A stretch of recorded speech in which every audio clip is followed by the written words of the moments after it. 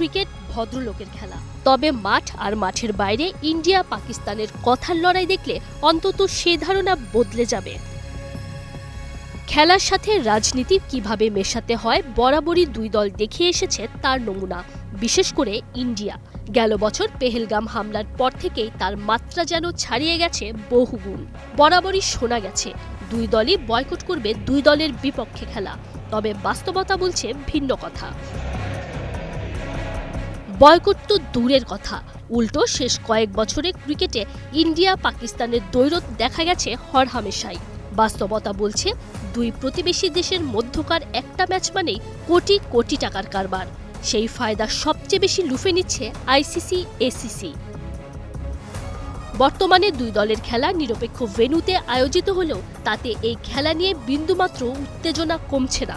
বরং হিসেব করলে দেখা যায় গেল এক বছরেই ৮ বার মুখোমুখি হয়েছে ইন্ডিয়া পাকিস্তানের ক্রিকেট টিম। আগামী ২ সপ্তাহের মধ্যেও খেলবে আরও ৩ বার। গেল বছরের ফেব্রুয়ারিতে চ্যাম্পিয়ন্স ট্রফি, এরপর এশিয়া কাপে ২ সপ্তাহের মধ্যে ৩ বার মুখোমুখি হয়েছে দুই দল, যা সাধারণত ৩ ম্যাচের দ্বিপাক্ষিক সিরিজগুলোতেই দেখা যায়। সাথে নারী দল পাকিস্তান এ আর অনূর্ধ্ব-১৯ এশিয়া কাপের ম্যাচ তো আছেই। শুধু তাই নয়, রবিবারও অনূর্ধ্ব-১৯ বিশ্বকাপে খেলবে দুই দল।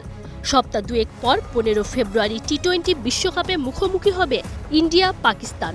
একই দিনে নারী রাইজিং স্টার্স এশিয়া কাপে দুই দলের খেলাও আছে। সব মিলিয়ে ইন্ডিয়া পাকিস্তানের ম্যাচ বয়কট যেন কেবলই মুখে মুখে, কাগজে কলমে কোনো দ্বিপাক্ষিক সিরিজ নেই। তবে দুই দল মেগা আসরগুলোতে যে পরিমাণ ম্যাচ খেলে তা দ্বিপাক্ষিক সিরিজের চেয়েও কম কিছু না। Tanjim Oishi, Star news.